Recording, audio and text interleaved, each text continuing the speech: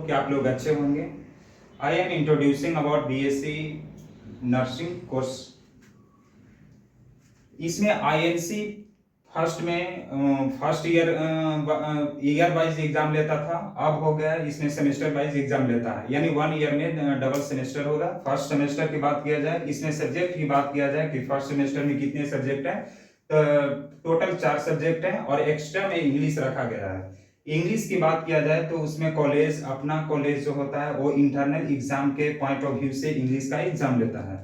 और इसमें applied sociology हो गया, अप्लाइड साइकोलॉजी हो गया, अप्लाइड एनाटॉमी एंड फिजियोलॉजी हो गया एंड नर्सिंग फाउंडेशन हो गया। ये आईएनसी जो यूनिवर्सिटी है हमारा हेल्थ साइंस, इन सब्जेक्ट को एग्जाम लेगा।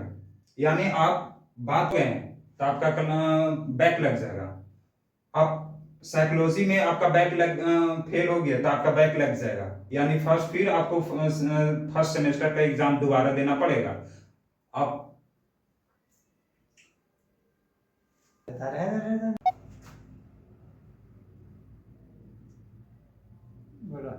मैं यहाँ पे स्टार्ट करने वाला हूँ सोशियोलॉजी सब्जेक्ट की बात, अप्लाइड सोशियोलॉजी। इसमें अप्लाइड सोशियोलॉजी की बात किया जाए तो यूनिट 1 स्टार्ट करने वाला हूँ।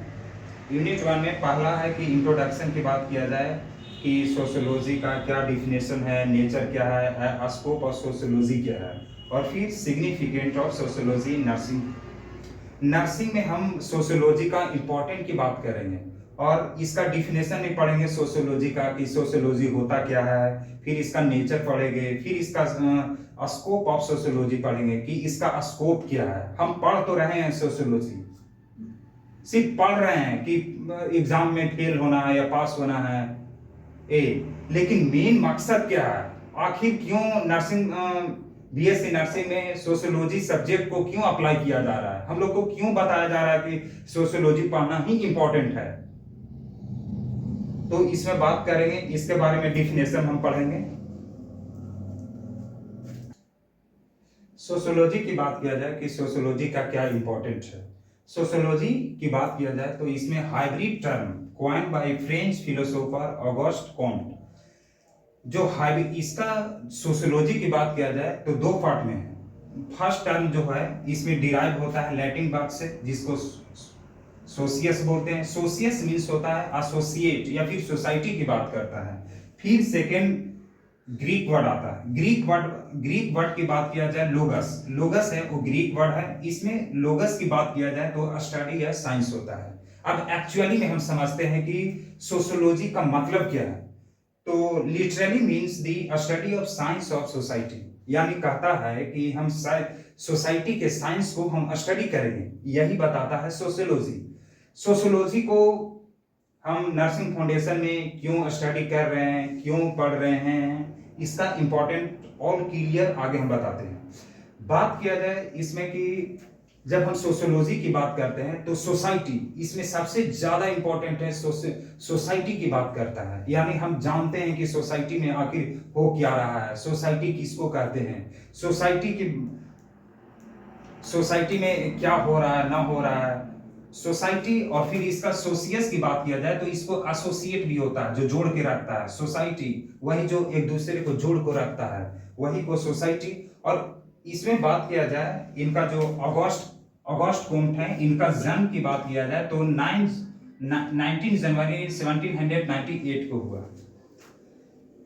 इसके बाद हम और इसका स्कोप की बात करते हैं। सोशियोलॉजी की डिफिनेशन की बात किया जाए तो इसमें हम सोशियोलॉजी का डिफिनेशन की बात करेंगे। तो it is a study of social life, social change and social cause and human behaviour is called sociology. Sociology कहता है कि हम स्टडी करते हैं सोशल लाइफ को स्टडी करते हैं, सोशल चेंजेस को स्टडी करते हैं एंड सोशल कॉजेस को एंड ह्यूमन बिहेवियर को स्टडी करते हैं। यानी आपका जो सोशल लाइफ है वो कैसा है, इस पे स्टडी करता है, ये स्टडी करता है। फिर सोशल चेंजेस, हमारे समाज में क्या चेंजेस हो रहे हैं, और सेकेंड है सोशल कॉजेस, हमारा समाज में क्या कारण है, और ह्यूमन बिहेवियर। मेन मकसद यहाँ पे देखा जाए तो ह्यूमन बिहेवियर का है कि एक ह्यूमन का कैसा बिहेवियर है। आप नर्सिंग में जा रहे हैं, आपका माइंड सेट क्या है, आपका बिहेवियर क्या है।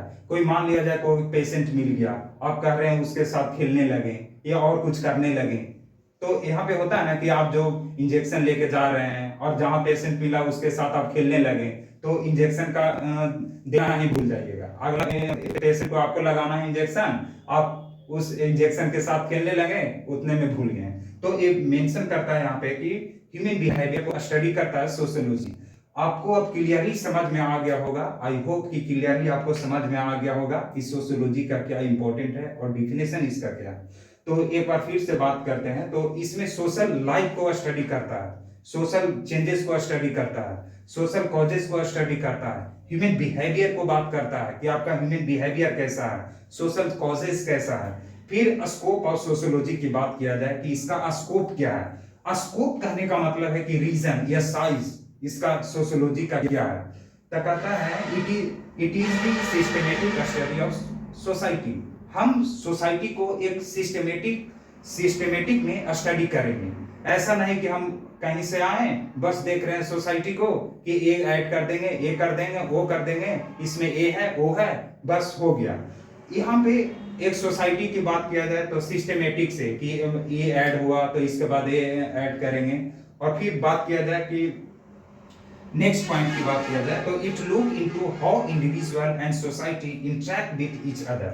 अब कहने का मतलब है कि कोई भी इंडिविजुअल हो गया उस सोसाइटी में कैसे एक दूसरे से इंटरेक्ट कर रहा है। जैसे हम लोग जाते हैं कहीं से आए तो गए, तो सोसाइटी में देखते हैं कि इस सोसाइटी में कैसा है, बिहेवियर कैसा है, यहाँ पे बड़े के साथ कैसे किस तरीके से पेश कर रहे हैं, इंटरेक्ट कैसे कर रहे हैं, इसका हम लोग ध्यान रखते हैं तभी ना।